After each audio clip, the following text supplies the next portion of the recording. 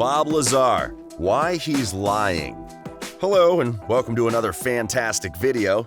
Well, Bob Lazar has had a lot to say about technological advances, and he could also be a pathological liar.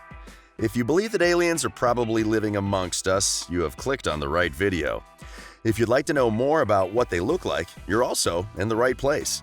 But if you have a phobia for extraterrestrial life, this may be an excellent time to look away. You want to know more?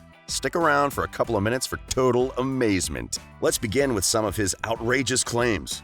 I am calling them outrageous because there's no physical evidence to back anything up. Get this. He was raided by the feds twice, but the court couldn't do a background check on him because information about him had mysteriously disappeared. Just like that. Into thin air. Poof. However, there was no evidence that the FBI actually raided him until his documentary on Netflix was released. I don't know about you, but that sounds very suspicious to me. Maybe the government or some powerful private firm just wants to silence him and make him disappear. Yikes. But he is still alive, though. If someone powerful wanted him dead, he wouldn't be talking about top-secret information 30 years later. If you listen to physicists and scientists online, you'll realize that there's a way they talk. Many non-believers claim that Bob doesn't speak like a real physicist. His choice of words is to lame man. Not that a scientist isn't allowed to be different, but there's a certain way they identify. Also, people who are into extraterrestrial things usually sound delusional to some extent, but Lazar seems a little too collected while talking about these unheard-of occurrences. It's either he's interacted with them to an extent he's comfortable, or he's lying through his teeth. When Bob talked about the biometric reader, which could measure bones in the fingers, people said he'd gone crazy. Then it turned out to be true. Non-believers and other scientists claim that such a prediction and others he's made, including the element 115, are merely advancements of already existing facts. Believers are convinced that Bob can only be speaking from the point of personal experience, and he actually witnessed strange things working in S4.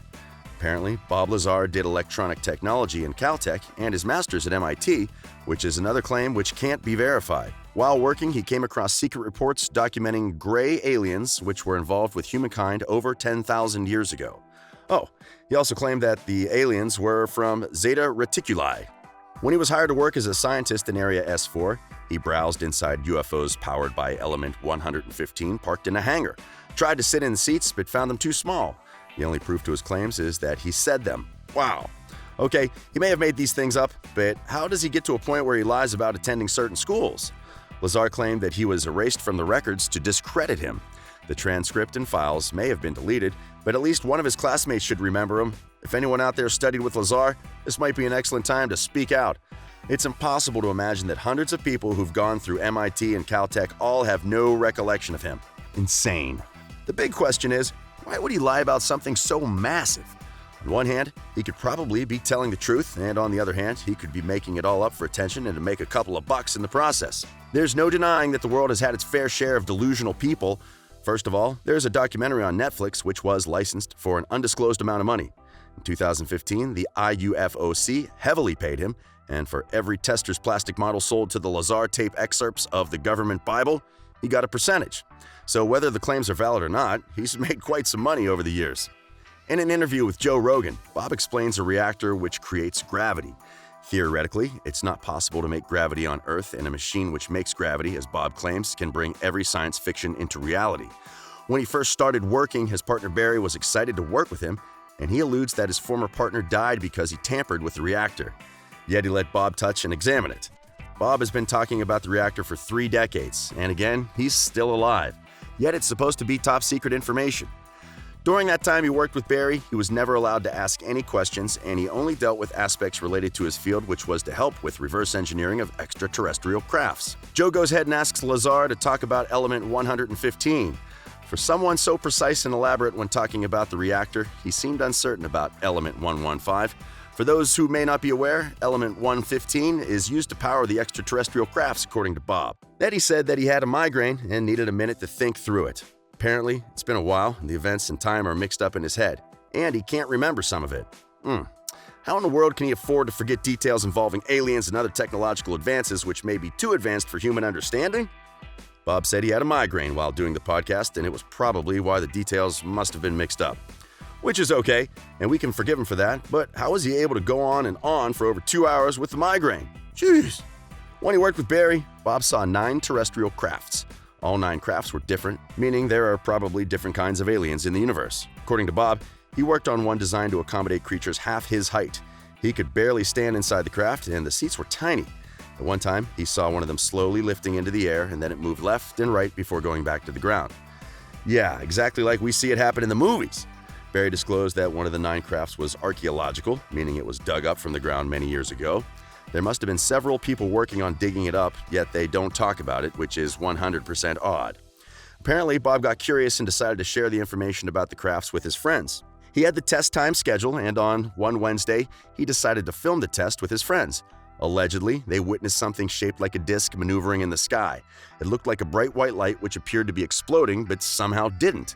Of course, once wasn't enough, and they did it again and again, but the third time they got caught. When they took Bob in, they read transcripts between his wife and another man. Basically, he found out that his wife was cheating on him, then something shocking happened. They let him go home without any repercussion. So to break it down a bit, they found out that he shared top-secret information with his friends and even filmed the process, but they just let him go? Really? One of the theories is that Bob came up with the stories to cover up for the cheating. Hey, don't crucify me, those are not my words. I can't totally discredit him because some things about him are believable. For instance, it's because of him that we know Area 51 exists, and since the discovery, citizens believe that the government spends billions of taxpayers' money to fund projects they don't know anything about. We've always suspected that there are extraterrestrial things and intelligence beyond us, and he sparked that conversation.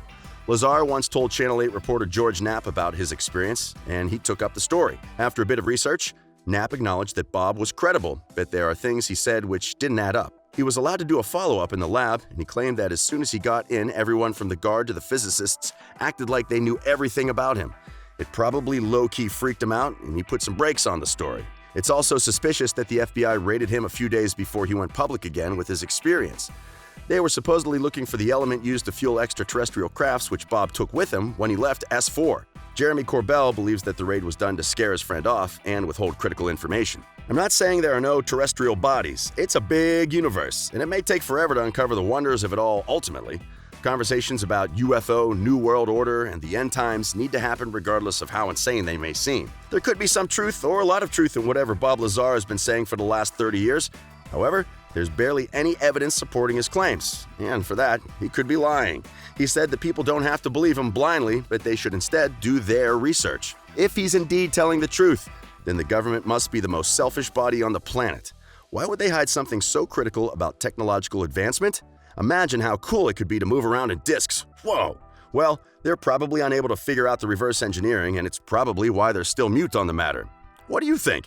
Has Bob Lazar been telling us the truth all these decades and we just choose not to believe him?